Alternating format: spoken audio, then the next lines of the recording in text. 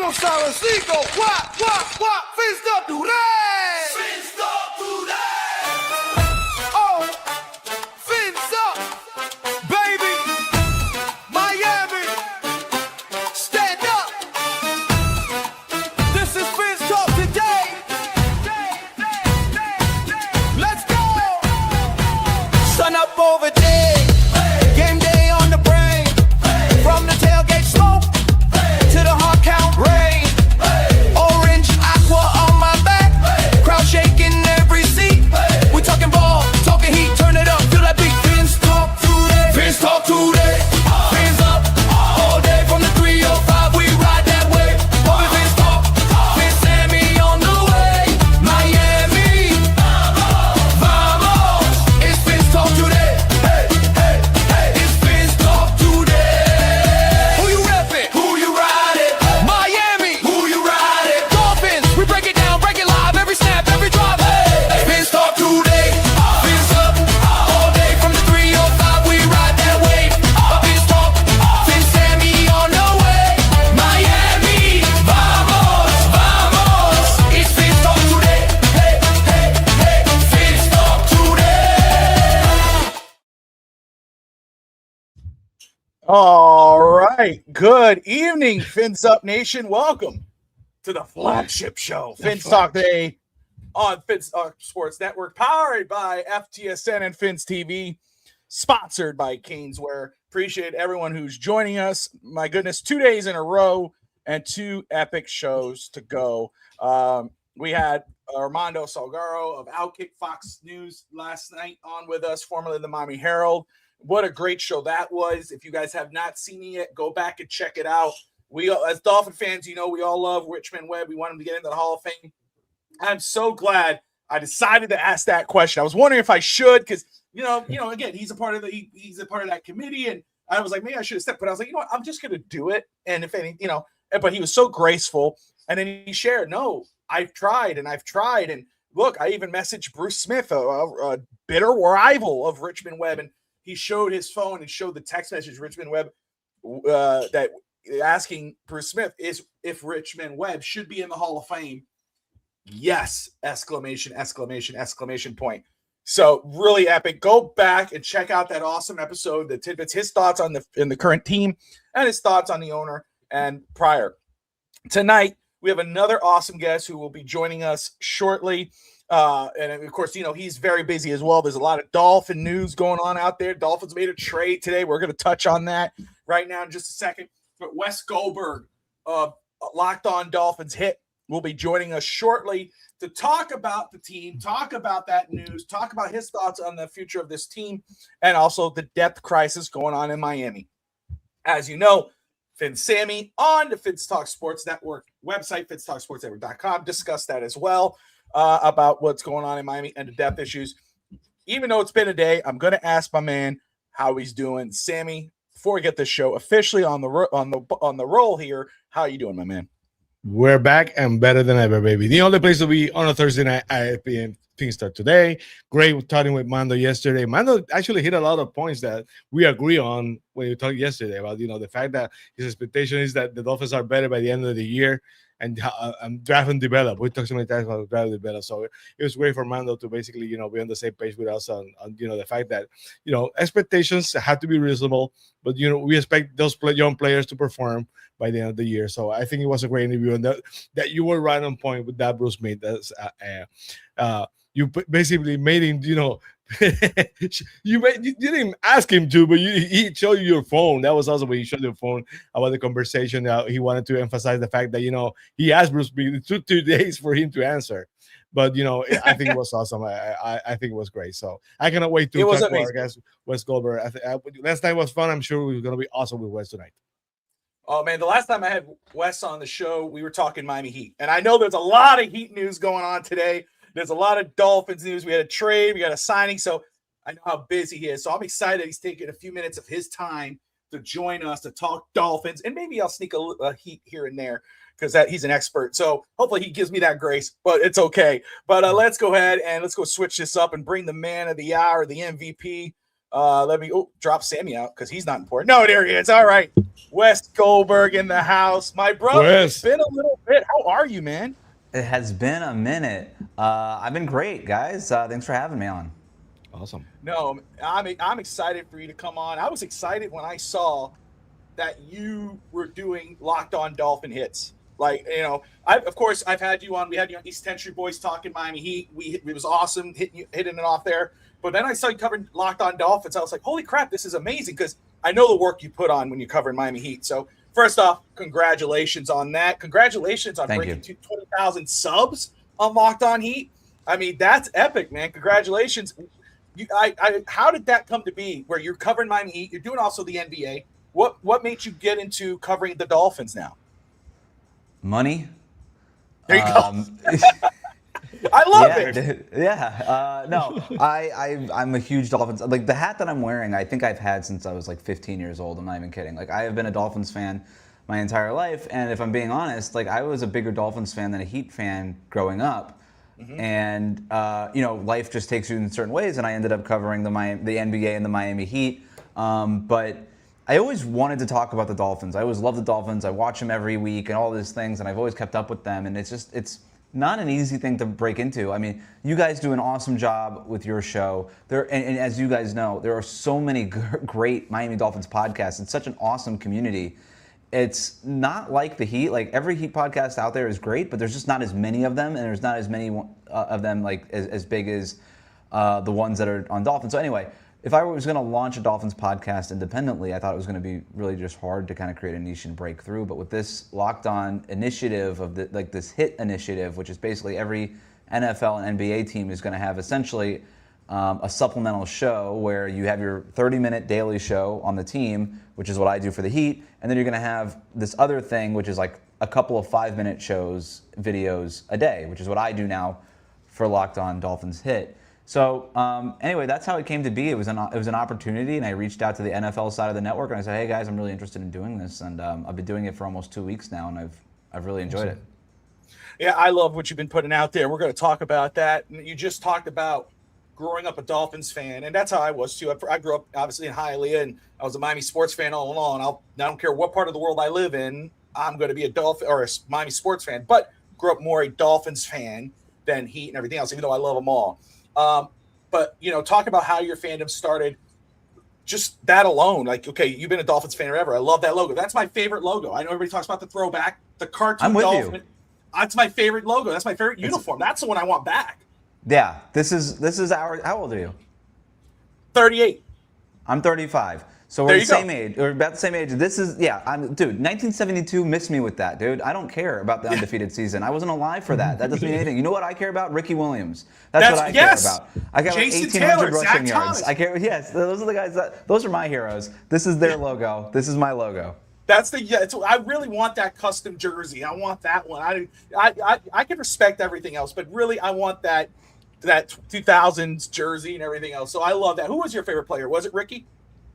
Yeah, I cried, dude. I cried the day I opened up the Sun Sentinel. I was up in Broward County growing up. I opened up the South Florida Sun Sentinel, and I saw the headline. That was back when you had to read newspapers to get news. And I was like, "What, Dad? Is this real?" And he's like, "Yeah, it's in the newspaper. It's real." You know, also a little dated reference, but yeah, dude, I cried. Ricky Williams, Zach Thomas, you mentioned, Jason Taylor. I loved Chris Chambers. Yes. Oron State Gadsden, that whole dude. Shout out to Gads, his kids, like, dude. Yeah. But and then that whole secondary, right? Patrick Surtain, Madison, Marion, all those guys, dude. Like, those were great teams. Unfortunately, they never won a playoff game, but those were great teams. That's what I say. Well, I remember the one, which was Jay Fiedler. It was Wannstedt and Fiedler and Ricky and whatever. Well, I think that was before Ricky, maybe a year before Ricky. But either way, I know we never won a Super Bowl, but I know that team from the back of my hand. I just love those guys. So I'm excited to hear that. We're going to talk about the Dolphins currently right now, but I just want to jump on some news from today because I know you've been on that. Sammy's been on it. Tutu Atwell was traded today, right? And so we're going to jump here a little bit. It just happened. This wasn't on the thing on the docket, but since it happened, let's get the reactions now. Tutu Atwell traded. It was obvious he probably was not going to make the roster the way it was looking the first 2 preseason games. So instead of just cutting him, John Eric Sullivan trades him back to the Rams and acquires Jarquez Hunter, the running back who was formerly of Auburn not too long ago, who had actually a very good final year at Auburn. Actually, if you go back and look, I think it was like 1,400 yards and 8 or 9 touchdowns. Either way, led the conference in rushing. Yeah, there you go. So that's an interesting trade, but this affects 2 position groups. So the receiver room, we got the rookies, we got a lot of nice looking rookies there, and then the running backs. So I want to ask you first off your reaction to this trade, and what do you think this says about how Miami views those 2 position groups? So obviously, after I kind of figured out what the trade was and kind of downloaded it and figured out all like the details and stuff, I think it's a great example of why I'm more and more trusting John Eric Sullivan to do this. Before I say anything else, this may completely be a nothing burger. This might be nothing. Jarquez might get waived. He might not make the 53. Like, we have no idea. But one thing we did know is that Tutu Atwell was not making this roster. That was done. And he had a $1.2 million guarantee. And it wasn't a really big issue, but it was just something to be, it was a factor. It was something to consider. At the same time, these running backs, Ollie Gordon and Jalen Wright, have just not been good. They've regressed, right? The ball carrying issues, the Gordon getting pulled aside in the Commanders preseason game, and it's just like they just haven't popped in a way that you would want them to pop. And so there was some concerns about running back. We feel great about Achane, but like, are we as deep as we thought we were going to be kind of coming into the season? And this is a 2 birds with 1 stone move. We got to get Tutu Atwell out of here. We avoid having to pay his guarantee to waive him, but we get him off the roster either way. And then we take a shot at a running back with, like you said, there's some stuff to like, right? I mean, this guy was not a low draft pick. I mean, this is a guy who I think was a 5th pick or something. I forget what round. He was 4th taken. round. I think it was a 4th round. Yeah. So it's like, that's a legit pick, right? So you take a shot at a guy, and if it doesn't work out, it doesn't work out. But you're at least addressing 2 concerns with 1 move, and you didn't have to give up any real assets for it. Like that, again, more likely than not, this ends up being absolutely nothing, but it is the kind of move that a good GM makes. I love that you're saying that, because this is one thing I've talked about for weeks, or now months, or whatever, since John Eric Sullivan and Hafley got hired. Again, we don't know what the end game is, but everything we've heard and the way what we're seeing them what they've been doing gives you some, how do you say it? Like, it gives you some positivity in your head in regards of, or what you like about them. Like, usually they just sit on this, Tutu Atwell, he's the veteran, we'll keep him on the team, we're not going to rush the rookies, and or we're going to cut him and get hurt with it. No, what they do, he's ahead of the curve, he trades him. Now you allow these young guys who've done well. Chris Bell's ahead of the curve, and I love Chris Bell. These guys are going to be able to get some adequate playing time, and at the same time, you're putting the running back room on notice, especially Ollie Gordon and Jalen Wright. And letting them know, hey, look, you can't be fumbling the ball, and you can't be having boneheaded mistakes and getting penalties. I love this, and again, they keep living by example. I don't know which one's going to be gone. I have a feeling it's Jalen Wright. That's just me. We'll see. But again, all your points are hitting home, and so just to follow that question up, again, 35, 38, Sammy, 22 years old there, but we.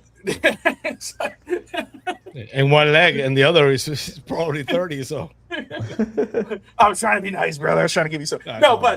Listen, but all of us, it doesn't matter how old you are. We've seen so many regime changes, so many different head coaches. I mean, I remember Shula towards the end, right? That's what I remember of Shula. The coach I remember in childhood is Jamie Johnson and Dave Wannstedt. That's like, those are my years as a kid. But let's 11 head coaches, 7 GMs. We've heard the press conferences. We know what's BS and what's not. We've kind of been through it all, Wes. But you listening to John Eric Sullivan and Coach Hafley, kind of we're only seeing little bits right now. We haven't seen the end game. But with what you've seen and what you've heard as a Dolphins fan and now covering Miami on Locked On and Dolphins Hit, what are your early thoughts on John Eric Sullivan and Coach Hafley? Yeah, maybe I'm an optimist here, but I'll put it this way. You mentioned sort of the previous regimes, previous head coaches, and all these things. I always felt like I had to talk myself into their decisions or whatever it was. And more, I find John Eric Sullivan talking me into it, right? Like this trade today, right? I was like, that's kind of, okay, like, is this just dumping Tutu Atwell? I'm like, no, this is actually a pretty decent move. That's just another example of him talking me into him being a good GM. I don't have to talk myself into these moves. These are just good moves. This is good business. This is what managing a slow rebuild looks like, and this is what you want to see on the fringes. It's not, hey, we got a shot at star player, let's go get him, which is just what every other regime did. Is spend money, make promises, and then not back them up. And the other thing I like about this too with Hafley and Sullivan is they keep talking about accountability. It's easy to talk about accountability. It's actually really hard to hold what right now is a 90-man roster accountable, what will ultimately be a 53-man roster accountable. But we saw Hafley in the very first game pull Ollie Gordon aside, take him out of the game. That's accountability. Tutu Atwell, you're not good enough. Traded. That's accountability. That's letting the other receivers in that room know, hey, you better have a good week. Because if you don't, you might also get traded. And that's the kind of thing. And Hafley the other day in the press conference, okay, a couple days ago, being asked like, hey, do you foresee like a big roster churn? Are you going to be active on the waiver wire? And him basically just saying a bunch of words that boil down to, yeah, if you're not good enough, you're out of here, you know? And, you know, it's tough love, but I think it's necessary. And again, every time, I've never had to talk myself into what they're saying. Everything that they've done maybe the only thing I had to talk myself into really was Proctor over Bain and the Jalen Waddle trade. But then you see the vision at the end and you're like, oh, right. No, that totally made sense because everything that they've done is aligned with it, right? They don't want Waddle here, not because Waddle isn't good, but just he doesn't align with the identity of what they wanted. They want their receivers to block. That's not Waddle's game. That's not what he's going to do. You go get a bunch of 6'1", 6'2" wide receivers. That's what they need. You take Proctor over Bain. Why? Because you need to rebuild this offensive line first and foremost. That's what you do. And then you're going to say, okay, and then we're going to get, why am I blanking out? Chop Robinson. We're going to bulk him back up, and we're going to make him our north-south pass rusher again. Like, okay, problem solved there too. So I continue to find myself impressed with what they're doing. I might just be an optimist. Nobody knows if this is going to work out, but so far, like if we just, judge them based on what has happened so far, I've really, really liked what I've seen and heard. Again, I won't think of you as an optimist because I've been accused of being a homer recently, and usually I wasn't. I'm always the real, quote unquote, realistic one because I always kind of, hey guys, let's go ahead and let's cause the pause here. There's these issues here, but again, for me, the hoping has nothing to do with this season. I don't think it's fair for anybody really to have realistic expectations for this team this year. I think what's exciting for me as a Dolphins fan is not the aspects of this season; it's the aspects of what's being built as an organization on fundamental wise, right? Because everything you said, and you're right. Every year the Dolphins made moves, and you're kind of questioning it. But then you talk yourself, Cam Smith, right? You're like, what the hell did we take Cam Smith? And then you go, oh well, we need a corner. We do this. Wes is better. He does. We've talked about that. Thank you, Rob. Rob in the house. Now I'm blanking out. But again, one thing you brought up: accountability. What I say here is competition. Every time I hear these guys salving out from the left side to the right side, and now you look a little better. But they've been saying this over and over again. It doesn't matter what you're paid, where you're drafted. If you're not playing up to par, you're out of here. They just signed Tutu Atwell. Look, they already traded him. This is a veteran that they signed, and usually this is a guy that sticks around when he's not supposed to stick around that long. It's not the same organization.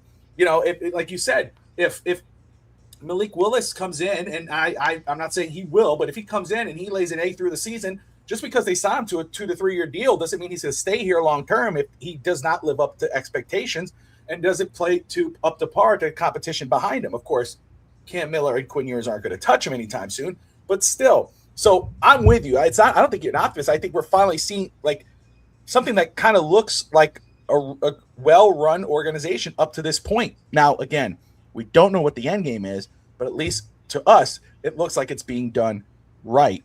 Sammy, before we move on, do you have anything you want to ask or follow up with? Yeah, I want to ask Wes. Wes, you see, I say that so many times that basically the bench is this year's starters because, the purchase has been so huge that only 38% of the cap we're using right now. But when you see the long-term plan, They need a lot of draft picks, a lot of young talent. When you see they're going for, you feel confident. You see it's gonna take maybe a long time for us to replenish the talent we lost in a couple of last years. It depends on what we think of as a long time, right? I'm ready for a 2 or 3 year rebuild. That's kind of what I'm thinking, and I don't know if that's a long time. I'll tell you what is a long time: 30 effing years. That's a long time. That's true. Yeah. That's a long time. So, absolutely. if we got to take our lumps for another 3 years, what's the difference, But I do, during those 3 years, you have to see growth, right? You have to go from basically what's going to be a 3 or 4 win team this year to 6 or 7 win team next year and then maybe. But we've seen this in the NFL over and over again. Like, one good draft class, man. Sometimes that's all it takes. One good draft class and finding an answer at quarterback. And next thing you know, you're the Patriots in the Super Bowl. I don't want necessarily to have those expectations. We definitely can't, but it can happen sooner. But I do think that we all have to be braced for maybe a 2 or a 3 year process here. But again, there's almost a freedom in knowing that you're not going to win a bunch of games. There's a freedom in knowing we're not breaking the playoff drought this year. There's almost a freedom in that. Exactly. Yes. It's hey, let's watch these games and just appreciate these guys getting better and developing and kind of seeing it through that prism. There is sort of a beauty in low expectations, right? It's just everything's icing on top of the cake at that point.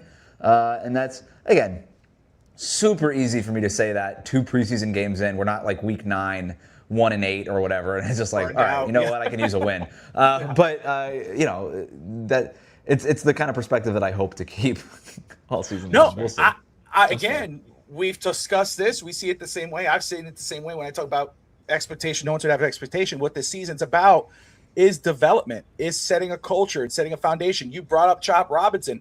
I mean, my goodness, it looks like 2 different players from last year to this year. I mean, if you go look at what he looked like last year and you look at what he looks like this year and what you're reading and you're hearing and you're seeing at camp, I mean, this guy, saw the change in the front office and that head coach, heard what they were saying, shut down his social media, shout out to Dahl of FTSN who let us know that, and then he comes back looking like a totally different player. I'm excited to see him. Now, again, we don't know what's going to happen during the season, whatever. But I'm with you. There is a freedom thinking hey, we don't have any expectations this year. Would it be great? Will we cheer when they win? Absolutely. But what the season is about is growth and progression. If Malik Willis has a bad game in week 1, week 2, week 3, whatever, and then okay, how does he respond in week 4? How does this player respond? How does the coach? If the coach makes a boneheaded call at the end of the game, messes up, forgets to do a timeout or whatever, what does he do in the next game? How does he update that? Because we didn't see that the last few years. We haven't seen that in 30 years. And how are you afraid to make a move if something's not working? Are you going to pull that guy out? Are you going to hold everybody hostage and leave that guy in? That's what this season's about. I want to be able at the end of the year, Wes, when this is all said and done, you're on Locked On, I'm on FTN Talk Sports Network, and we're saying, hey, you know what? Yeah, the record sucked, but this is what I came away with, man. Chop looks like an elite edge rusher. Agent obviously looks at Malik Willis. We're set. We got our guy. I want to Chris Bell and Caleb Douglas for everything we talked about. Man, that Coleman kid is really special. That's what I think this season should be about. That stuff right there, coming away with some positives other than the wins. Yeah, I keep saying at the end of the year, do I feel like 2 units are 85 to 90% there, right?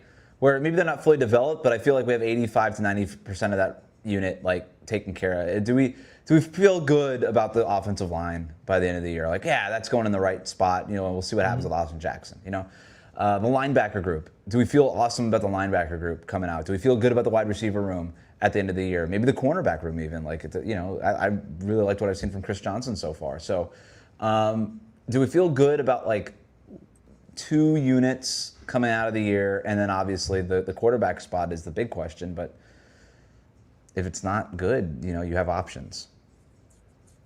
Yeah. So let's talk about this because this is something you talked about on your X for Dolphins Hit. And so I want you to kind of talk to us about it here.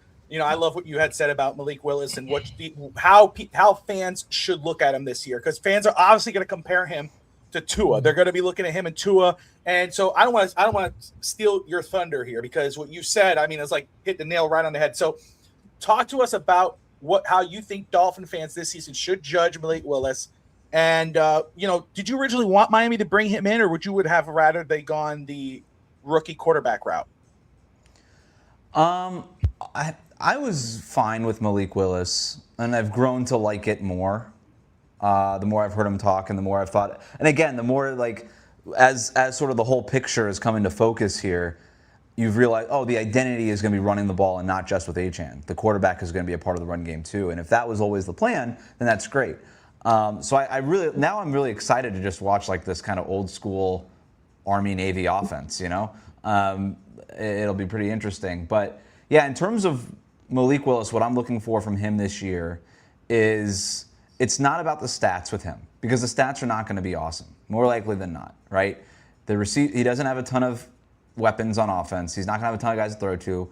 The Dolphins may end up leading the league in drop passes. Like there's not a ton of weapons. Maybe Chris Bell and Caleb Douglas and Kevin Coleman pop and in a way that we're just like, holy smokes, like we never saw this coming, and that'd be great. But it's just going to be really tough for him. But how we can judge him is situationally. Is he making the right play, the right read on 3rd and long? Does he look cool, calm, and collected in the fourth quarter when things are hairy? Is there a game-winning drive somewhere in the season? Can he help us beat a team that we have no other? Can we steal a win because of a Malik Willis game? Like, to me, he's the opposite of Tua, because Tua's stats were always amazing, and we would point to the stats all the time. But if we were being honest with ourselves at the time, which not all of us were, it was, there was always that every other game, the boneheaded throw that Tua would make in the fourth quarter that would cost us a game. And it was even more last year. And we would all look at each other and be like, the franchise quarterback does not make that throw. I don't care what the stats are. And eventually we figured that out. He never grew out of those bad mistakes, those bad habits. With Malik Willis, he's going to be the opposite of Tua, because the stats aren't going to be good. But if situationally he's doing the right things and we feel good about his leadership in those spots, then I think we can come out of the season and be like, yeah, I think we have at least something there. And then you start to build around him a little bit more, give him some weapons, and then maybe the stats almost follow that up. Makes sense. Sammy, your thoughts? Well, basically, I told you before that, my expectations for Malik Willis are the same one everybody had for Tua. We talked about this before. I said, the expectation for Tua is that he wasn't good enough to carry this team, to win a game by himself. And Malik Willis, has to do that, has to find a way to take the team on his shoulders and win a game, a couple games by himself, if he wants to be the quarterback in 2027. Because if not, this team is going to have a very high draft pick. The temptation to take a quarterback is going to be there. So, I want the same thing. If Tua, and I agree, Tua wasn't good enough to carry this team, the Dolphins, on his back so many times because of his harm, because of the limitations, because of the injuries. But Malik has to do that. Malik has to find a way to carry this team. He wants to be the quarterback in 2027. So I kind of see you and I kind of agreeing on that, because Malik is going to have to do that. He wants to remain the quarterback. Don't you agree? Yeah, I mean, look, the other part of this too is when you pay Tua what you paid him, he has to carry the team. Yes. And you're not paying Malik the same way that you're paying Tua, but I hear what you're saying, because of the personnel around him, he's going to have to carry him. But I also think, like, if he doesn't carry them, it also might be okay, because if he's just showing that he's situationally good enough and that he's capable of being the quarterback who makes the play when you need him to make the play with the right talent around him, then I wonder if there's more of like a Jalen Hurts type of outcome for him. But obviously Jalen Hurts has played with so much more talent than what Malik Willis has right now. So it's almost like, can this year be the bridge where he just sort of proves it to you at the JV level, and then he gets like pulled up to varsity next year when they put more talent around him? Absolutely. I think that's absolutely fair. And obviously the QB2 race is not pretty right now with Cam Miller or Yes. Quinn Ewers. Let me ask you just quickly, how do you think Miami should proceed with that situation? Who would you put if it had to stay with one of those two guys, or you go, no, try to find somebody on the outside market? I go Cam Miller as my QB2. I liked what he showed. He was so bad against the Commanders, like So bad. That's true. And then against the Giants, he was like, okay, right? And the difference between horrific and all right is a really big difference. And he made that gap in 1 week of work. So if I'm Halfley and John Eric Sullivan, I look at that, I'm like, okay, this guy's at least capable of development. Where with Quinn Ewers, and I understand he's been hurt and maybe that's not fair, but he's regressed, right? He went the other way. And we keep saying, like, you know, people in Atlanta are like, wow, Josh McDaniel must have been or not Josh, but Mike McDaniel was such a genius, what he got out of Tua. Well, maybe he was also a genius with what he got out of Quinn Ewers, which wasn't a lot. But Ewers just has not looked like an NFL quarterback one time to me. And Cam Miller has at least had moments. Now, I know against the Giants, a couple of his throws were late and all these things, but he just seems a little bit more natural at the position. Look, none of these options are good. Neither of these guys are NFL quarterbacks right now, but I know that Quinn Ewers isn't one, and I think Cam Miller can at least develop into one maybe by the end of the year as like a respectable like third string quarterback. But at the end of the day, like if you actually want a real backup quarterback who could step in for Malik Willis if he goes down, that guy's not on the roster right now. But I also would pose the question, do you want that guy on the roster? Or are you at the point of, well, if Malik Willis is hurt, we might as well march for Arch at that point, right? And then you just kind of take it from there. Like that, March for Arch. That came off really smooth. That you threw that in there. I think that's pretty good. Copyrighted. Put it on Wes. Copyright. Copyright, right? Yeah, really good. No, I think, just very quick, it's going to say a lot about this team, at least their mentality going, at least the front office and the coaching staff. If they go into this season with Quinn Ewers and Cam Miller as their second and third stringer or their backup core, that's going to tell you what they think about the team in regards of, hey, if God forbid Malik goes down, we're just going to live with it, and we're going to go for that type. Now, if they really say we want to win or we want to put, then if they go out and they go get that veteran or they go get another guy, then it says, hey, no, they're not playing to lose, which I don't think they are. I don't think they're looking to tank at all. I think they're playing to win. But that's going to say a lot. Let's stay in the quarterback room very quick. Let's talk about last year. We just brought up Atlanta, right? I'm sure you saw this like me yesterday, the whole little debate, right, about Tua Tagovailoa. He's going to play the Dolphins tomorrow. And, well-intentioned thing was put out there by a Palm Beach reporter about maybe the Dolphin fans shouldn't boo Tua. I just had to ask you your opinion. Should Dolphin fans not boo Tua? Do not boo Tua. Don't boo him. Do not boo him. I feel very strongly about this. I'm going to tell you why. Go for it. First of all, Tua as a person, I know it was problematic on the way out. He said some weird things. We're dealing with his dead cap. The dead cap thing isn't really Tua's fault, okay? He laid his body on the line for this team. Multiple concussions and all these things. It feels icky to me to boo that guy. I'm just saying. It feels icky to me. But here's the real reason why Dolphins fans should not boo Tua. It is very, very, very, very, very bad football karma to boo that guy. Why are we going to boo this guy? Why are we going to tempt the football gods with punishing us? Don't do it. Don't do it. Be the good fans. We got to be working on our karma. We got to be saying our prayers before dinner. We got to be doing all of this stuff for the football gods to grace us with something good. Don't risk it. Like, that is just, it's bad karma. Don't boo him. You don't have to cheer and clap for him. Like, I'm not telling you that. Don't do that. That's also like a little too much like, act like you've been there. But just let him play the game. It's gonna, I'm guarantee you, it's the last time Dolphins fans will ever see Tua, because based on some of what it sounds like out of Atlanta, he's not going to be the starter, and he might not be in the league for very much longer. So this might be the last time you get a chance. Don't send him out with boos. This might be the last time he ever is a QB1 for the rest of his life. So don't send him out with boos. You don't have to cheer for him. You don't have to stand up. You don't have to do anything. Go get your burger. Go get your beer at that time if you're at the stadium. Just don't even worry about it. But like, definitely do not tempt the football gods with punishing us. We've had enough of that over the last 3 decades.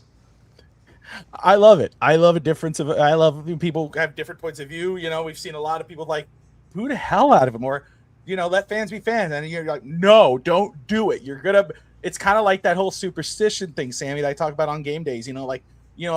The wife will show me no love throughout the whole day and week, but when it's Dolphins game day, all of a sudden she wants to kiss. I'm like, hey, no, we're winning. Just, that's not real. And so one time she did it. Wes, I was like, you know what? Go ahead, just go. And she gave me a kiss. I was like, interception. And it was like, son of a, you see? And I'm like, so I'm with you. Do not boo Tua. We don't want that bad mojo on us, okay? Right. You know, we need the march for Arch or whoever you're. We got a lot of guys going there, but all right.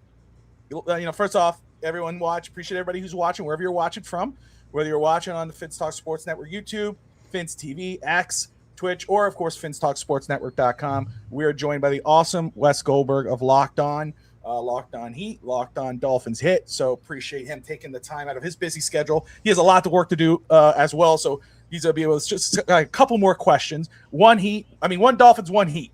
And so I want to ask because we haven't talked for a little bit. So, but in regard to the Dolphins, this year we really don't have to worry about, oh, this coach is on the hot seat or the GM, and we're not thinking about that this year, which is refreshing, right? They're both on the same page. They both have the same vision. We're feeling good no matter what happens. We can't say that about the players, right? So I think there are some players that could possibly face the hot seat if they do not play up the standard.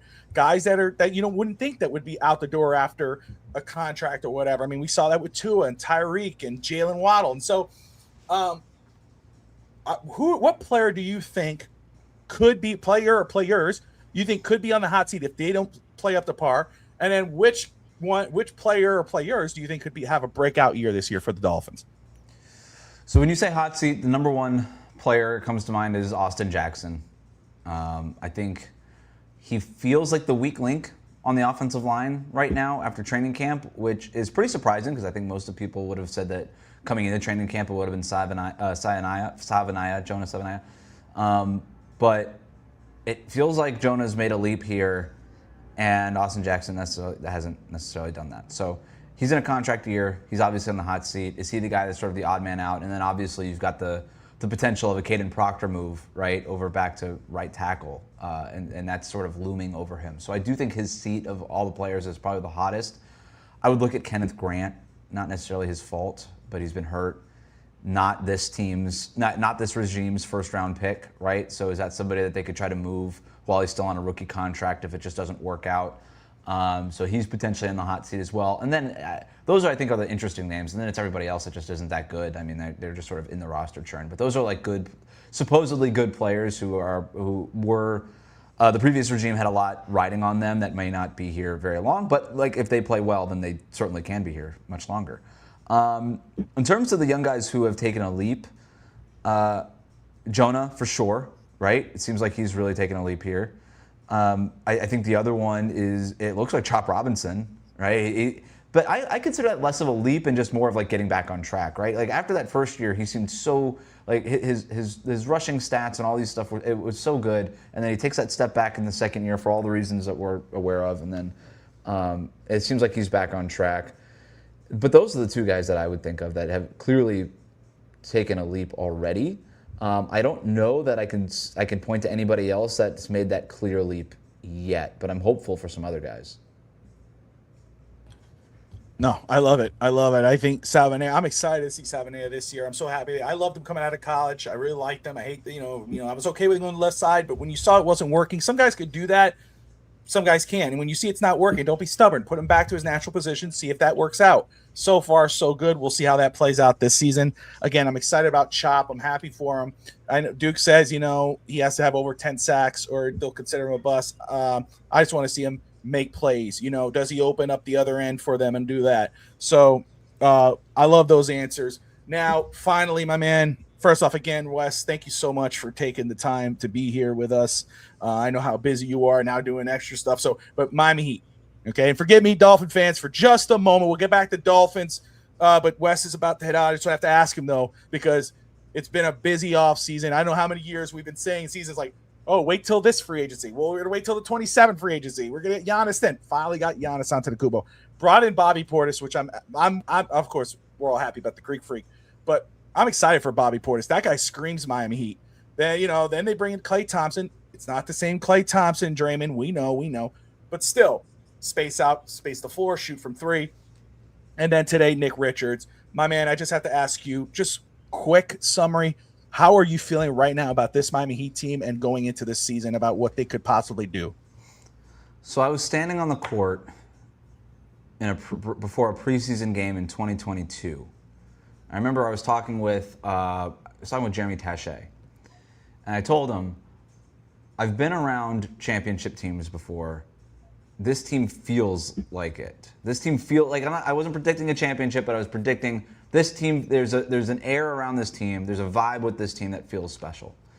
And that was the 2022 team that lost in Game 7 in the Eastern Conference Finals to the Celtics. We remember the Jimmy Butler shot that didn't go in over Al Horford. Yep. To me, that was the team that didn't make the finals. I still think that was the best Heat team of the Jimmy Butler era, easily. And I think they beat the Warriors if they make the finals that year. But I'm starting to have a similar feeling with this team. And I got to be there for training camp, and I got to stand there on the court before I say it for sure. But the vibes around this team could not be better. I don't think that Eric Spoelstra has ever been happier. Literally. I don't think he's ever been happier. And with all due respect to Jimmy Butler, this is the best player that they've had in Giannis since LeBron left. I mean, of course, Jimmy's highs were so high, but in the regular season he wasn't that good in the regular season. Giannis is both things. He is an MVP of the regular season and he's an MVP of the finals. This guy has done it both ways. Yeah. And he's just a different cat, man. And I think Heat fans are going to be really excited to watch him, especially in transition and what he can do defensively as a two-way player, as an every-night player, as a guy who is going to score between 28 and 30 points on average in the regular season. We literally have not had that since LeBron James. So I think, look, whatever you want to say about the rest of the roster, they have the best player in the Eastern Conference, and they have the best coach in the Eastern Conference. And by the way, I think the supporting cast is pretty darn good, and I think it's kind of being disrespected by people who I don't think mean to disrespect it, but just haven't thought about it critically enough. But when the games start, they're going to see how good they are, and I'm very, very excited for this season. You hit the nail right on the head. I agree with everything you just said. Wes, my man, let everybody know where to find you and about Dolphins Hit. Again, 20,000 subs on Locked On Heat. If you love the Miami Heat, go check out Locked On Heat. But yeah, let everybody know where to find you, my man. Yeah, if you're a Heat fan, check out Locked On Heat. Obviously, that's doing well, and we're really excited for the year. And then Locked On Dolphin Hit, YouTube, all of the regular social media platforms. We're on there. We're on all of them. 2 5-minute videos per day on YouTube and on podcasts app if you still listen to podcasts that way. And then 4 short form clips every single day. It's just it's quick hitting takes right to the vein on the Miami Dolphins. It's a little bit different than a full Dolphins podcast, right? It's just subscribe on YouTube, set us up on your social media feeds just for a little bit more Dolphins content from me every single day. That's all you got to do. It's can't miss. I mean, again, a lot of the stuff that you put out there, it hits the nail right on the head. First off, shout out to everybody who's watching live, wherever you're watching live from. We got over 745 people watching live from wherever all platforms. So appreciate you all tuning in. Make sure you go subscribe to Wes on X. Go subscribe to Dolphins Hit. Wes, my man, thank you so much, brother. Have a great night. Appreciate your time. We'll do it again soon, guys. Thanks for having me. Yes, sir. Thank you, brother. Bye. Wes Goldberg, man. Awesome dude. Yeah, and awesome. Very knowledgeable. Appreciate him hopping in. Man, what a program. What a great hit. I mean, a lot of the stuff is like, it's refreshing because a lot of the stuff he says in regards of this team, expectations for this team this year, the players, everything, it hits the nail right on the head. And I think Armando kind of said the same thing yesterday about this upcoming season in regards of expectations, about progression. It's about development.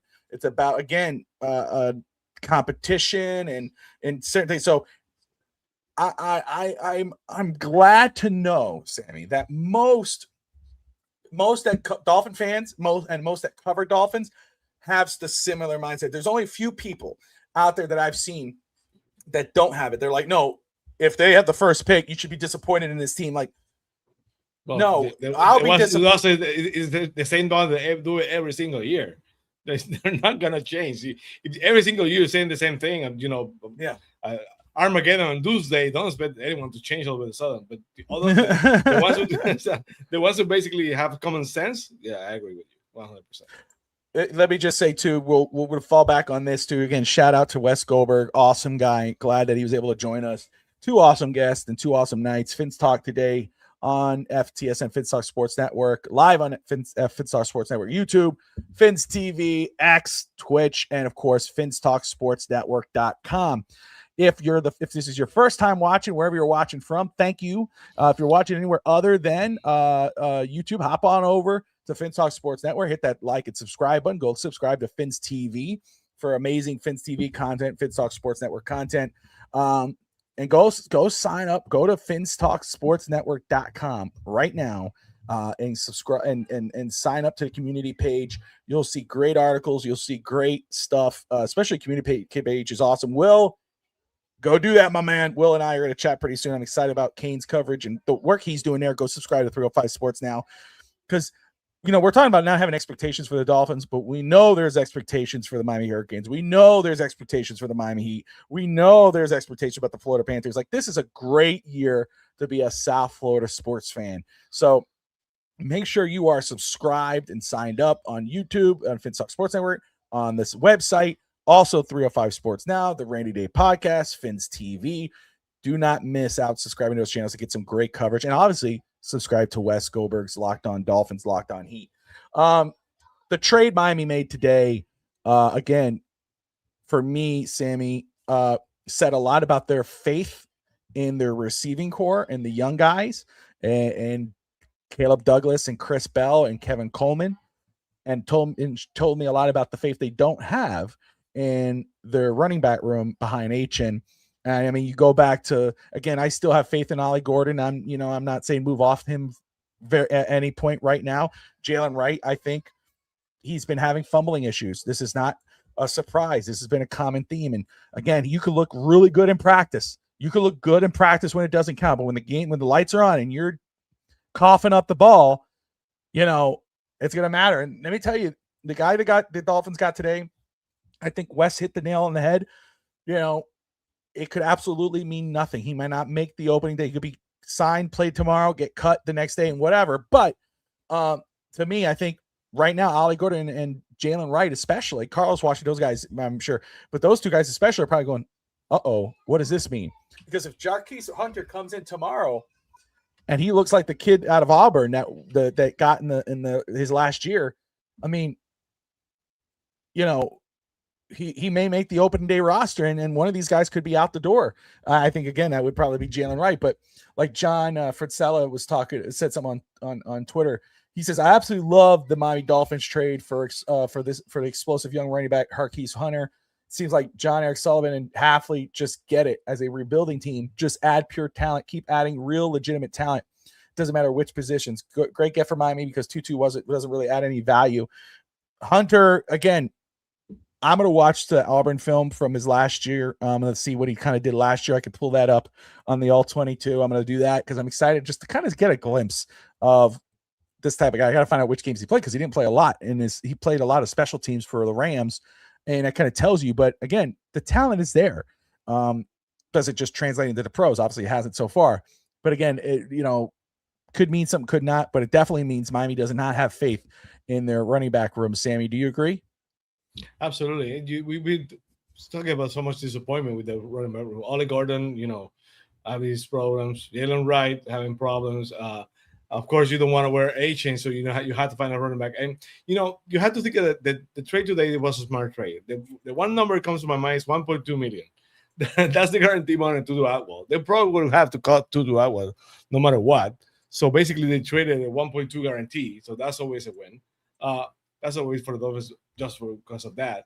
And then you basically got a player who only played 5 games last year, and the Rams traded a 4th and a 5th and a 6th to get him to move off 10 spots to get him. That's how much I really wanted. So they traded an extra 6 to move 10 spot. And I remember Les Snead and McVay talking about their favorite player in the draft. I saw the video today that the favorite player in the draft they drafted that year was him. So we have to wait and see. Like Wes said, it's probably nothing. But the fact that they didn't have to waste that 1.2 million on a player who had to cut anyway, that's a huge win for the Dolphins. So every time the Dolphins can save something in the cap, a couple of dollars, right now with being so cap strapped, it's a huge win. So we have to wait and see what happens with the player. But I think it was a good move. And shows Sullivan's always working, always finding a way to do something. I love that about him. We said it so many times before. The turnover is gonna be huge this year. It's gonna remind me of those Dallas Cowboys of the first year of Jimmy Johnson, of the Flores 2019 Dolphins. The back end of the roster was changing every single week. They're gonna going to turn every stone to see the player they can bring and to play with this team, because the bottom half of the team is just horrendous. So I think it was a good move for Sullivan, and hopefully he have a couple more cards up his sleeve, because he's gonna need them. No doubt he's going to need him. And I'm going to say, man, again, coverage doesn't stop here. Tomorrow the Dolphins play. Maybe we may not, depending. I haven't confirmed yet, but I'm sure we'll hear Costanza shortly about post game tomorrow, with the final preseason game being with the whole Tua thing. Should you not boo him? Hey, I understand where Wes is coming from. I will say my viewpoint: fans can be fans. Let them do whatever they want. But I understand the point of what Wes is saying. Dolphin fans, again, don't forget to visit and sign up at FinStalkSportsNetwork.com to stay not only up to date on the most recent shows and great articles, but also community. Be a part of the community. Build that community up. We got great content throughout the game, live during the game. You can chat during the game with fellow Dolphin fans, and also talk other sports topics as well, and some social topics as well as on there as well. Dolphins Cancer Challenge. I'm wearing the shirt today. I know you can't see it. I'm a little too close, but that's okay. Go ahead, if you haven't yet, scan that barcode and donate. Appreciate Stephanie for donating. That was really nice. Make sure you do that, or share or register yourself. If you want some Dolphins merchandise, Hurricanes, Marlins, Florida Panthers, Miami Heat, anything South Florida sports, go check out Caneswear, 2655 South University in Drive-In, Davie, Florida, or shop at caneswear.com if you're anywhere other than Florida. Sammy, final thoughts before we wrap this one up. Well, no Fins TV next week, no Fins TV on Tuesday, but we're going to come back for the Quest September 8th. Tomorrow's the game, right? Tomorrow, so I'll be watching the game, booing Tua all game long. So that's what I'm going to do. So there you go. Screw your chat. I'm going to boo Tua. I don't care. There you go. But anyway, appreciate all those who are tuning in. Awesome show with Wes. Also show with Armando. Fitz Talk today. We'll be live again next week on Thursday night as we prepare for the start of the regular season. I'm Bobby Finstock of Finstock Sports Network. That's Finn Sammy of Fins TV. Like and subscribe, but most importantly, Miami. Fins up. Peace.